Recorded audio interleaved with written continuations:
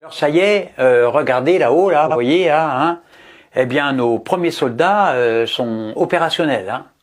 C'est pas n'importe lesquels évidemment, il s'agit de notre élite militaire. Ils sont arrivés sur place, prêts pour les premiers combats, les premiers affrontements. Bon, on les a bien coiffés, ils sont bien moumoutés, parfumés, épilés. Ils sont équipés, armés, des orteils jusqu'aux oreilles. Je pense qu'en les voyant arriver, eh bien les ours là-haut vont trembler dans leur treillis. Ça c'est certain. Godasses adaptées au grand froid avec fourrure de la dernière mode, slips renforcés au niveau de leur gnougnoutte. À l'arrière évidemment c'est transparent pour les alléger en cas d'affrontement rapproché contre les ennemis.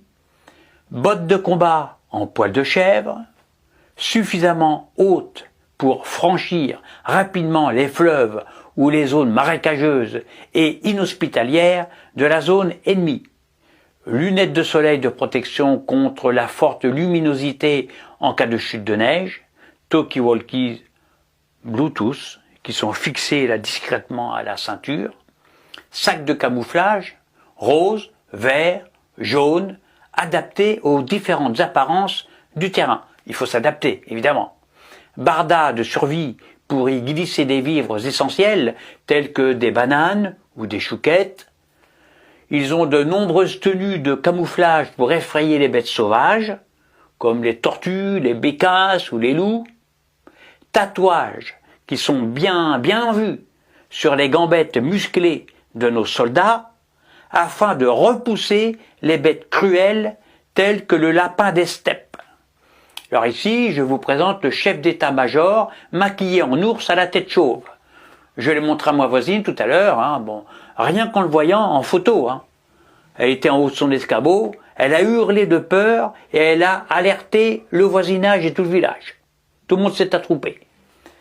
Nos troupes sont supervisées par notre chef des armées que l'on aperçoit ici en tenue de combat. Alors ici, il est en salle de boxe lors d'un combat sanglant, photoshopé. Kekero se bat contre un sac de frappe particulièrement agressif. Agressif, c'est le sac.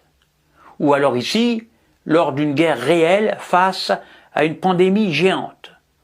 On le voit en jaune ou en rose, c'est selon le choix stratégique de son état-major.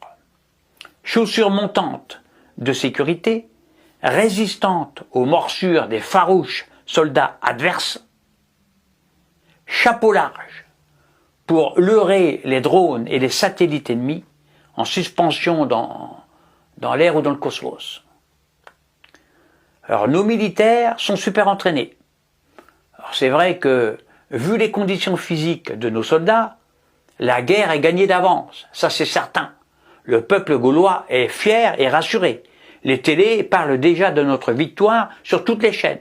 On l'entend partout. Nos soldats ont tué l'ours. Nous les Français, on n'est pas des cons. Hein. On fonce dans le tas. Hein. On rigole pas. Cela dit, ne baissons pas la garde. Tout ennemi, même à terre, même pulvérisé en fine poussière, est toujours un danger. Alors selon nos premières informations, les ours sont épouvantés par nos soldats. Les ours fuient, c'est la débandade. Ils ont abandonné leurs femmes et leurs enfants. Et ils remontent actuellement leur pays vers l'extrême nord, où ils ont construit à la va-vite des igloos en neige fondue. Hein, ils savent pas faire en fait, ils sont pas habitués.